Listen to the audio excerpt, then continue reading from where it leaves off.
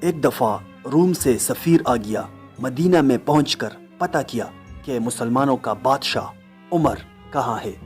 لوگوں نے کہا وہ تو بیت المال کے اونٹ چرانے جنگل میں گئے ہوئے ہیں۔ روم کا سفیر حیران ہوا کہ وقت کا وزیر اعظم ایسا بھی ہوتا ہے کیا؟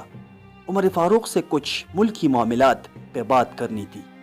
سفیر ڈھونڈتے ہوئے ایک درخت کے پاس پہنچا، دیکھا کہ عمر فاروق رضی اللہ تعالیٰ عنہ درخت کے نیچے لیٹ کر آرام فرما رہے تھے، مگر جنگل کا ایک شیر ہے جو عمر فاروق رضی اللہ تعالیٰ عنہ کا پہرا دے رہا ہے۔ روم کے سفیر پر جب شیر کی نظر پڑی تو شیر کے ڈالنے کی آواز سنائی دی۔ روم کا سفیر چلانے لگا۔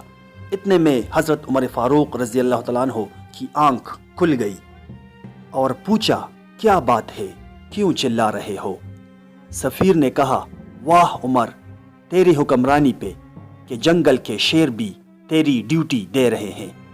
اس پر عمر فاروق رضی اللہ تعالیٰ عنہ نے ایسا جملہ کہا کہ سونے کی تار سے لکھا جائے پھر بھی کم ہے۔ آپ نے فرمایا جو بھی ہمارے نبی حضرت محمد مصطفیٰ صلی اللہ علیہ وسلم کی غلامی اختیار کرتا ہے، اس کے قدر کے لیے جنگل کے جانور بھی پہنچتے ہیں۔ روم کے سفیر نے بات چیت کر لی اور چلا گیا۔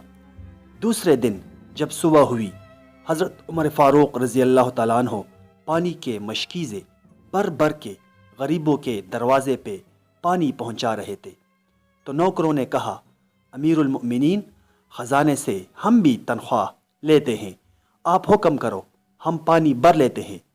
اس پہ حضرت عمر فاروق رضی اللہ تعالیٰ عنہ نے کہا آپ ٹھیک کہہ رہے ہو، مگر کل روم کا سفیر آیا تھا، اس نے میری توڑی تعریف کر دی تھی، اس سے میرے نفس میں کچھ زیادتی آ گئی ہے۔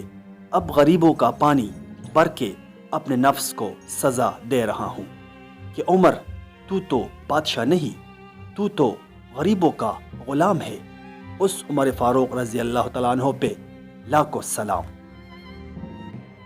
دوستو چینل کو سبسکرائب کریں اور بیل آئیکن پر ضرور کلک کریں۔ شکریہ۔